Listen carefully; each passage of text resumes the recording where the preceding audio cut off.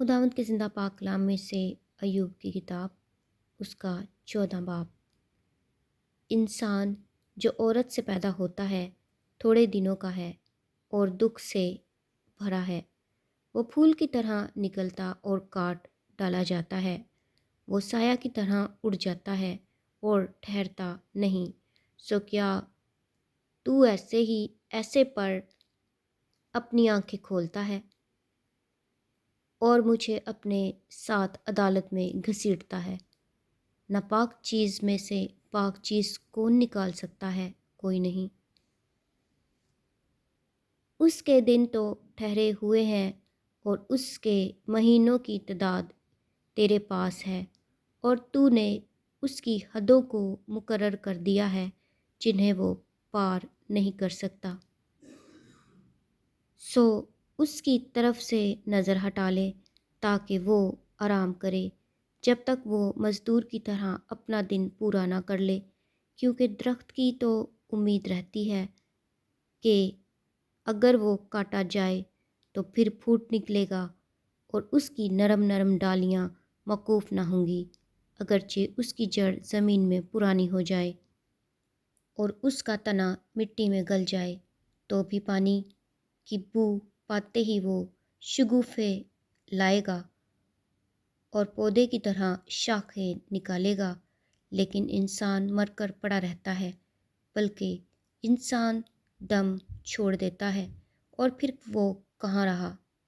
جیسے جھیل کا پانی موقوف ہو جاتا اور دریا اترتا اور سوکھ جاتا ہے، ویسے آدمی لیٹ جاتا ہے اور اٹھتا نہیں۔ جب تک آسمان ٹل نہ جائے وہ بیدار نہ ہوں گے اور نہ اپنی نیند سے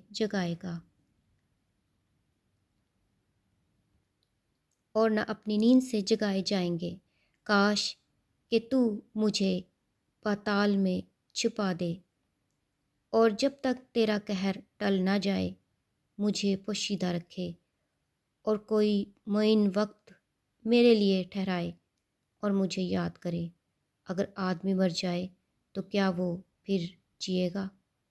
میں اپنی جنگ کے کل ایام میں منتظر رہتا جب تک میرا چھٹکارا نہ ہوتا۔ تو مجھے پکارتا اور میں تجھے جواب دیتا۔ تجھے اپنے ہاتھوں کی صنعت کی طرف رغبت ہوتی، پر اب تو میرے قدم گنتا ہے۔ کیا تو میرے گناہ کی تاک میں لگا نہیں رہتا؟ میری خطا تھیلی میں سربا مہر ہے، تو نے میرے گناہ کو سی رکھا ہے۔ یقیناً پہاڑ گرتے گرتے معدوم ہو جاتا ہے اور چٹان اپنی جگہ سے ہٹا دی جاتی ہے، پھر پتھروں کو گھس ڈالتا ہے، اس کی باڑھ زمین کی خاک کو بہا لے جاتی ہے۔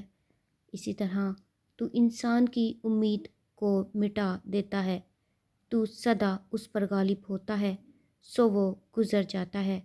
تو اس کا چہرہ بدل ڈالتا اور اسے خارج کر دیتا ہے۔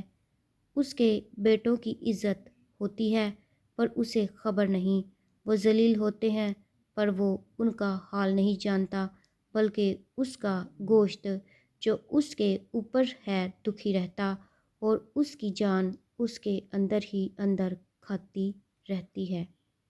خداوند کے زندہ پاک کلام کے پڑھے اور سنے جانے پر خداوند کی خاص برکت ہو۔ خدا کا شکر ہو، آمین۔